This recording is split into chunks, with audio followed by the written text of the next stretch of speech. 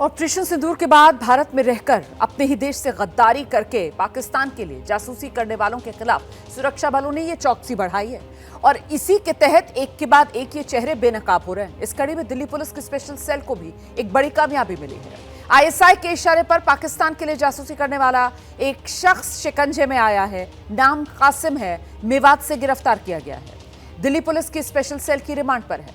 बताया जा रहा है कि कासिम 2024-25 में दो बार पाकिस्तान भी होकर आया है।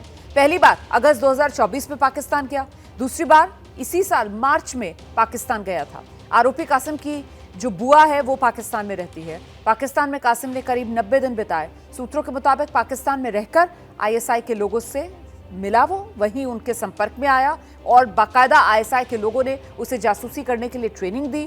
कासिम का भाई भी आईएसआई का एजेंट ही बताया जा रहा है, जो फिलहाल फरार चल रहा है। सितंबर 2024 से कासिम सुरक्षा एजेंसियों के रडार पर है। जानकारी मिली कि कुछ भारतीय मोबाइल नंबरों का इस्तेमाल पीआईओ यानी पाकिस्तान के खुफिया एजेंट जासूसी के लिए कर रहे हैं। जांच जब आगे बढ़ी तो पता चला कि सिम कार्ड भारत से पाकिस्तान भेजे जा रहे थे और व्हाट्सएप के जरिए भारतीयों के संपर्क में सेना और सरकारी दफ्तरों से जुड़ी संवेदनशील जानकारियां ली जा रही थी। और तब यह पता चला कि कासिम ने पीआईओ यानी पाकिस्तान के खुफिया एजेंट्स को भारतीय सिम कार्ड मुहैया कराए थे। सीधे आपको लेकर चलेंगे, हमारे साथ हमारे सहयोगी सुशील पांडे इस वक्त मौजूद हैं। जरा जानते हैं सुशील पांडे से। सुशील, ये तो एक बड़ी साजिश का खुलासा हो रहा है। जिस तरीके से कासिम की गिरफ्तारी हुई है, ये भंडाफोड़ किस तरीके से मुमकिन हो पाया और क्या इसको आज कोर्ट में भी पेश किया जाएगा? इसको लेकर क्या है डिटेल्स सुशील? आज देखिए रुमाना जी, सीधे तौर पर अगर इस पूरे मामले में बात करें तो लंबे समय से सुरक्षा एजेंसियां ट्रैक कर रही थी कासिम को, क्योंकि जब ये पहली बार पाकिस्तान गया था तो पाकिस्तान कुछ दिन रहने के बाद फिर दोबारा ये जब मार्च में 2025 में पाकिस्तान गया तो ये जानकारी मिली कि कुछ जो इंडियन सिम हैं उनको ले जाकर पाकिस्तान में उसने दिया है, जहां पर इसकी मुलाकात वहां के जो आईएसआई के लोग हैं वहां से हुई थी और उसके बाद भारत में जासूसी करने के नाम पर उसने कई इंफॉर्मेशन शेयर भी किए हैं।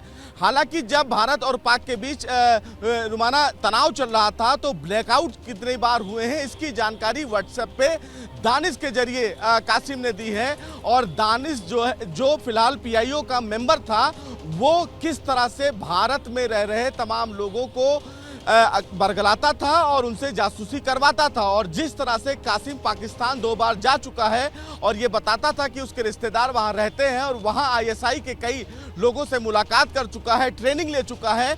ऐसे में जो हमें जानकारी मिली है राजस्थान पुलिस के मुताबिक, उस जानकारी के मुताबिक कम से कम 60 से 70 ऐसे मोबाइल नंबर हैं जो संदिग्ध हैं कासिम के मोबाइल में। पूछताछ में तमाम चीजें सामने निकल कर आई हैं।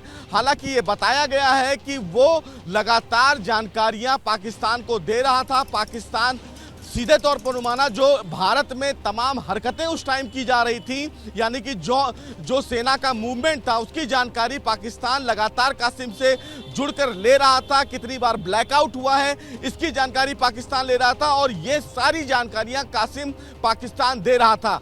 और इसीलिए सुरक्षा एजेंसियों ने जब अलर्ट किया तो 23 मई को कासिम को फिलहाल गिरफ्तार किया गया यही गंगोरा गांव से। और उसके बाद तमाम जो पूछताछ हुई, जिसमें इंटेलिजेंस एजेंसियों की बात करें तो आईबी ने भी उससे पूछताछ की और आईबी के बाद अब दिल्ली पुलिस की स्पेशल सेल को ये जो कासिम है उसको हैंडओवर कर दिया गया है।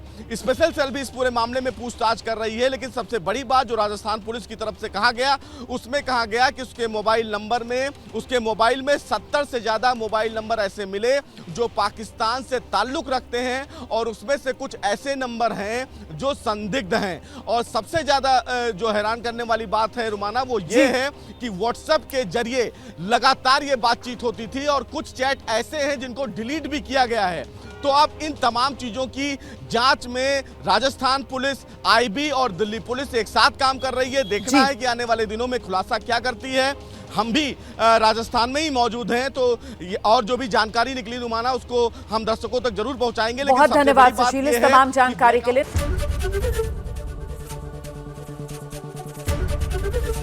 एबीपी गंगा, खबर आपकी, जुबान आपकी।